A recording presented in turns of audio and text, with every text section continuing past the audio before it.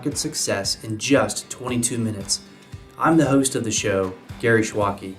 Each and every week, I host a conversation with an experienced professional who shares two insights and the stories behind them that they feel are critical to go-to-market success for growth companies.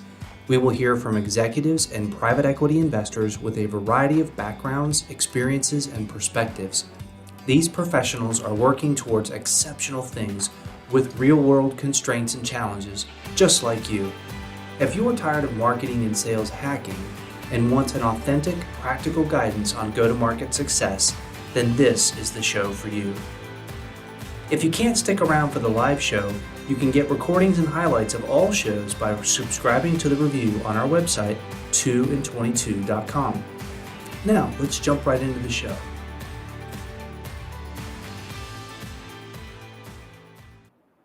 Hello, everyone. Welcome back to another week of 2 and 22.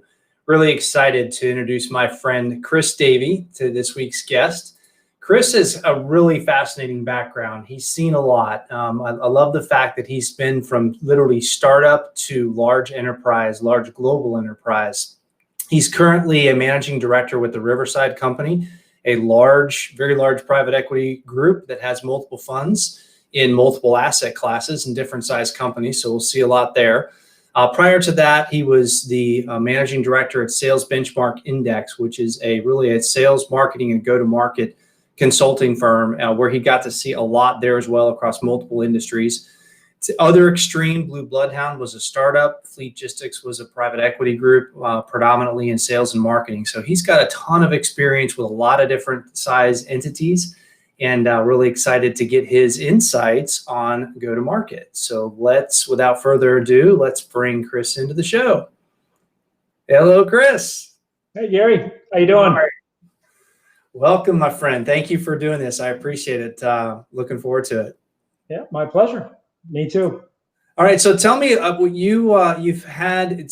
This common theme of sales and marketing backgrounds, and I know from experience, Chris and I go way back. We're actually, truth be told, fellow Buckeyes, but a lot of sales and marketing experience going back to the beginning of your career.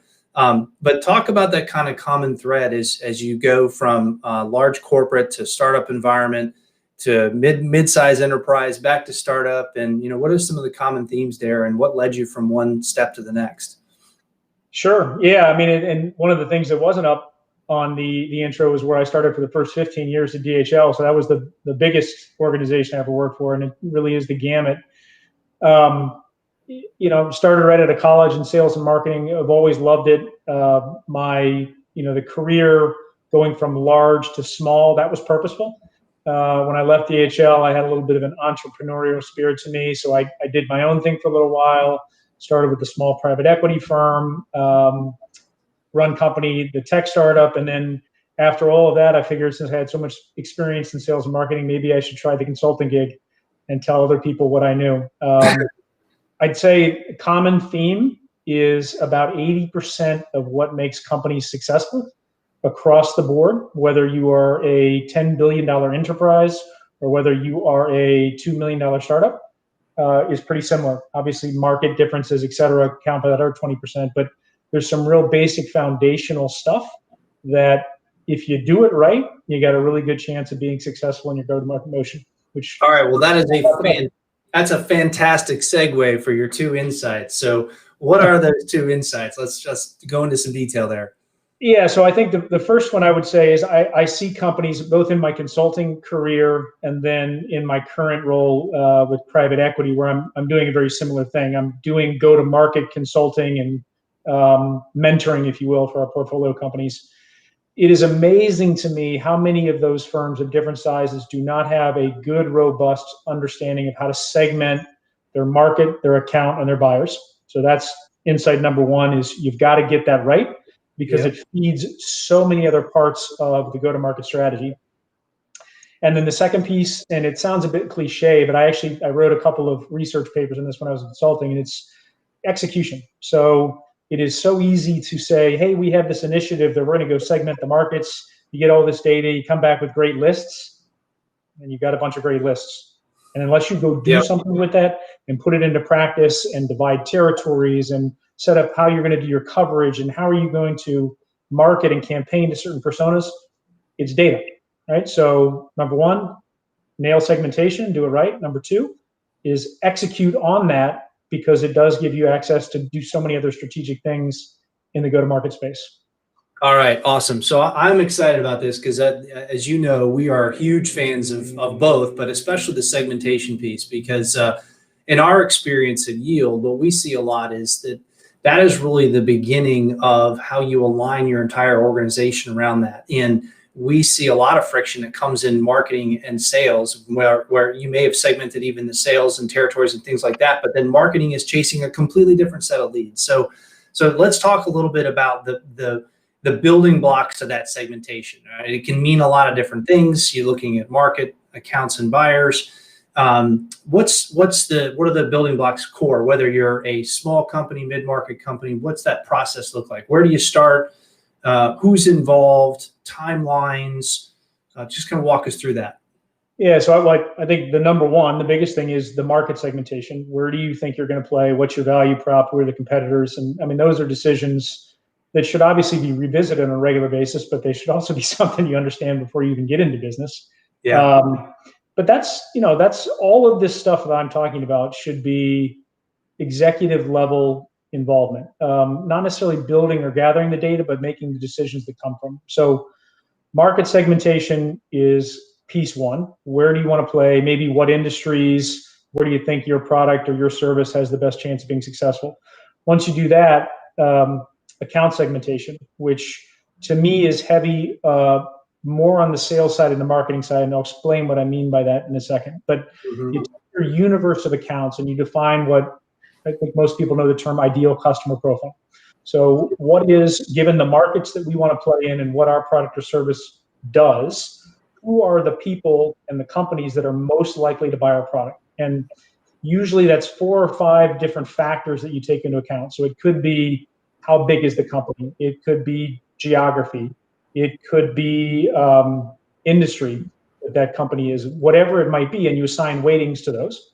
And then you gather information about both the existing customer base that you've got and the world of prospective customers, and you literally put a weighting to all those clients. Because for some clients, especially B2C, I mean, you could have tens of thousands of potential opportunities. And if you don't have some way to target your salespeople to say, look, these are the ones that score above 90%. These are the ones that are potentially going to spend the most money. So this is where you should spend your time. And oh, by the way, this is where we want to put expensive outside salespeople to target those customers, because they have a longer or a larger lifetime value if we do secure them. So we're willing to spend more customer acquisition versus the long tail, where we might want to look at some kind of an e-commerce solution, an inside sales, and everywhere in between. And maybe that tippy top, you want to have some type of key account or global account management program with your most expensive professional sales resources, building up the relationships, because the lifetime value is so high with the land and expand type strategy. Right. So with that, let's pause on that for a second. So with this segmentation piece, because one of the things that the core theme that we're kind of beating the drum on is that even if you've done that in some cases, this pandemic disruption really should force you to kind of rethink that, because, segments have changed, buyers have changed. Are you seeing that the velocity of those changes start to increase because of just the fundamental changes, the way people are buying today, shifts in industries, things like that? And then if so, how do you, or have you seen it be less of a, one time, once every other year exercise and something that's almost more habitual, maybe an annual planning cycle? Well, it's a great question. I mean, we always used to recommend doing a segmentation no less than once a year. And when, before I switched over to Riverside, I was still doing consulting when all COVID hit. And one of the things we came out to all of our clients with is, you guys need to do literally a COVID segmentation, because depending on what industry you're in, your ideal customer profile may have just shifted dramatically. I mean, I'll use transportation as an example, just because I've got a lot of experience there. But think about companies whose transportation business was maybe built on delivering to retail or doing something in the commercial real estate space. I mean, it's gone, right? So how do you go find revenue that's going to replace it? And then at the same time, you've got questions about, do you want to get into long-term contracts with these new customers? Because are they just bridge revenue? Are they going to take up your capacity when the revenue does come back post-COVID? All those things come into play. But to answer your question, yeah, this year, people should have been looking at it almost on a monthly basis. And if you've built the tool right, if you've really built a true account segmentation tool, it's plug-in data. So there's a lot of heavy lifting up front. Maybe you need to go out and get an outside resource consultant, someone to help you do it. But once the tool's built, then you can make adjustments to what the weightings are, what the criteria are, et cetera, and the output changes with that. Right. Excellent. And then in terms of, so now that's the market segmentation, account segment, I couldn't agree more. One of the things we talk about is there are no average customers, right? If you have a market, you have a segment, there are customers in that segment. Pick it, retail as an example. Whatever you pick as the median customer doesn't actually exist, right? There's a fat middle and long tails, and your value prop and how you sell and what's available to you and pricing and everything else is different inside of that segment. So love that aspect. And now let's take it down then to the buyer itself, because there's different ways depending upon the size of those segments within that market segment where they buy as well. How do you bring that into the equation? Yeah, and I think this also goes to your point earlier about the coordination between sales and marketing. So the buyer segmentation is, it's important to understand the persona. And I think everyone knows what I'm talking about when I talk about personas and playbooks. And you've got your buyer's journeys where each of those personas goes through a different path. But there's two pieces. There's one is, how do you sell to those buyers, depending on who they are and what stage in the buyer's journey they are. But then how do you market to those personas, right? So if you are I'm trying to think of a good example. If you are buying, let's say, high-end furniture for a commercial office building, and you are a designer, and you are telling them, a designer involved in the process and putting these together, your process, your thoughts, your buying journey is going to be dramatically different than if you are, say, the CFO of the organization that's going to be making the purchasing decision. And where you get interested, what you get interested by, are going to be completely different. And so marketing from a digital perspective has to be thinking about that. And when they target the people, what are their watering holes? What do they care about? And it has to be aligned with sales on, are they in the nurture path stage? Are they in decision? Are they information gathering? Whatever you might call it in your sales process. But having that linked very tightly, so marketing knows, look, at this point, we're going to run a campaign for these personas who we believe are at this point in the journey. And you've got the whole circular thing, right? Where if you go through that and they don't buy, how do we put them back into a nurture path? And what is the message you're going to take to those personas at that point? So they're all collaborated, and marketing and sales, if they aren't under the same person, have to be talking on almost a daily basis to get stuff really narrowed in.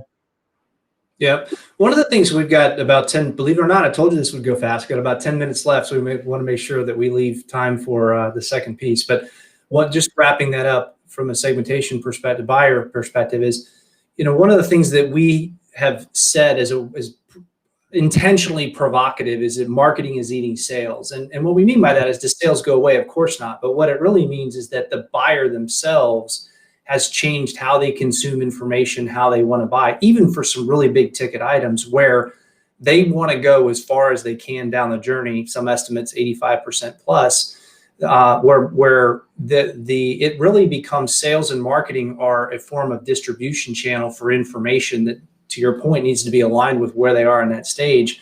Are you seeing that in the companies with which you're working? And if so, how has that changed the sales process? Is it even more refined intent data so that you're really narrowing in on the most opportune buyers through marketing, or how does that change the alignment between those two disciplines? Yeah, you're right, 70, 80%, whatever it is. I would almost tell you that the sales getting eaten by marketing, if you are making cold calls as a salesperson, unless you are maybe an inside sales banging phones and that's your job, you're inefficient, right?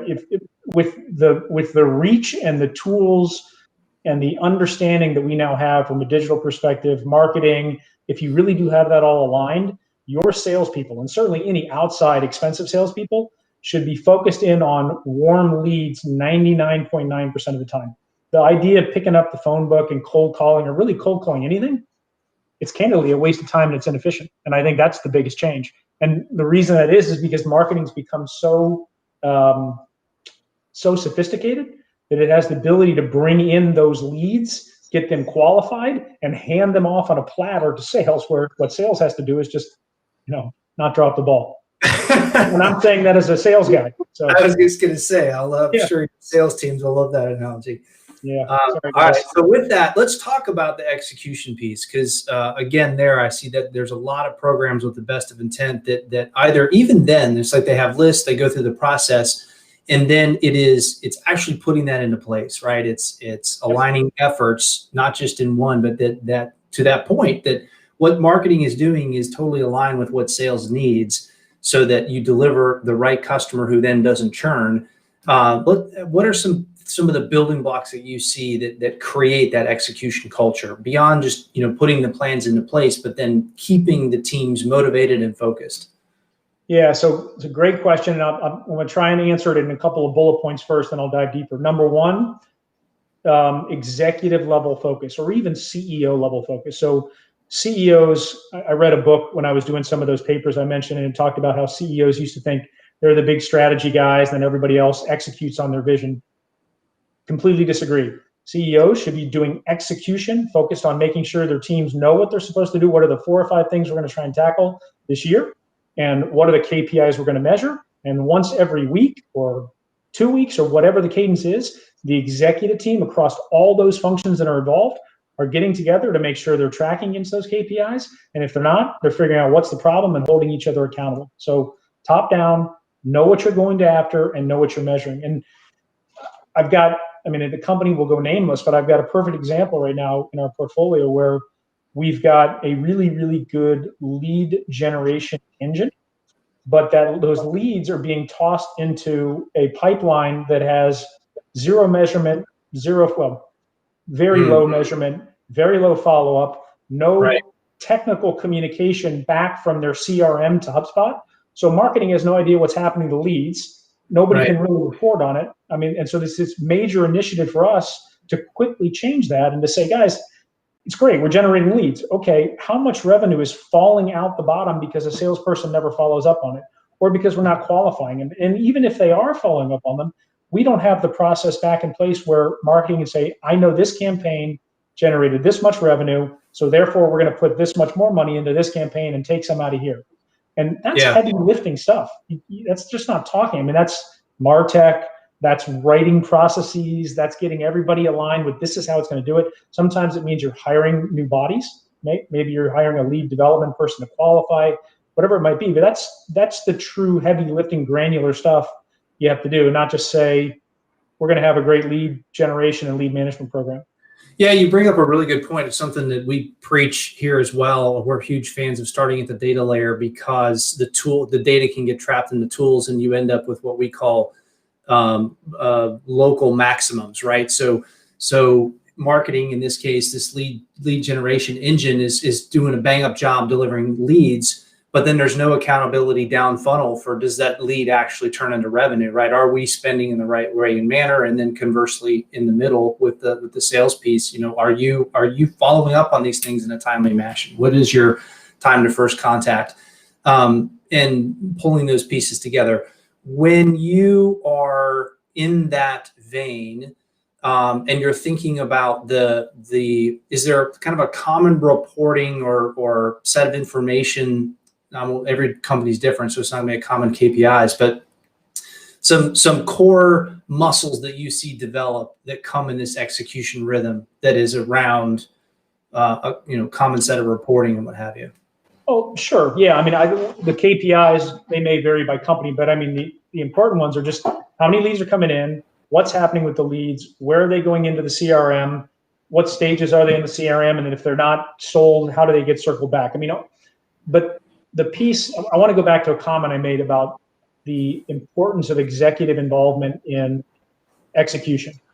Yeah. On Friday, I had a call, and the board of directors was asking me specifically, where do we stand on creating visibility and creating a dashboard about the lead generation, what happens to them, and the communication back, so we know what's going on, because it's such a big problem in the company that's literally the top question he's been asking me for 3 weeks, but we're working on it, right? So it's having that level of focus, because it's that important. It's not easy. It's not easy. Yeah. There's a lot of moving parts. Yeah, for sure. How have you seen, with that in mind, how have you seen the structure of the teams change to be able to be able to gather all that data, make sense of it, and put it into production, so to speak, so people can use it? Well, I think sales leaders, by and large, are being challenged to become a little bit more analytical. Or another change, and I don't know if it's a change, I think they existed before, but maybe people weren't as aware of the critical nature of the role played.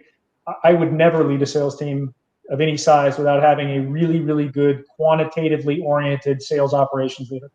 Yeah. Right? So, I mean, analytics are becoming so important. Reporting, KPIs, dashboards. I mean, you just can't run a sales force by going out and meeting your reps every couple of weeks, shaking hands and having dinners. You got to have data behind it, and it comes from a lot of different systems, both in the marketing and sales. Got to have them all tied together. So, I think sales ops, critical role. Revenue operations is like we used to call it, because it sits across both sales and marketing.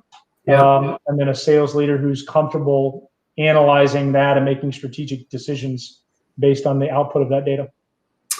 This might be the last question because we have time for, but related to that, because this is always the balance that I think a lot of companies, particularly in the emerging growth stage, face, is that when they get to a large enough size, and I don't know, maybe that's 5 salespeople, and now you're at this point where there's enough complexity, you've got marketing happening, particularly if your business is to a larger number of small to medium-sized customers versus isolated with a few really big ones.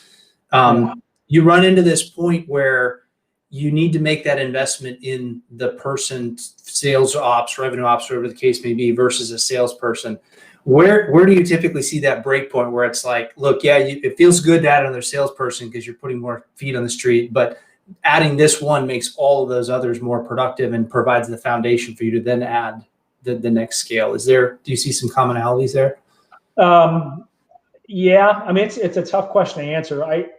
It will vary by company and who you're selling to, but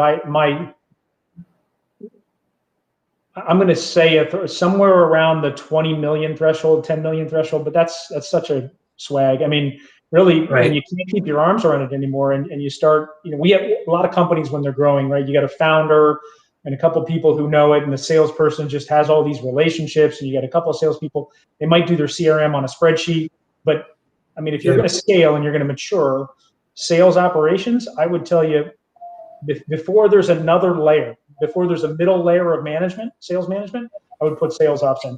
So 6, 7, 8 salespeople, get somebody in sales ops, because the sales leader is going to be too busy to mess with it.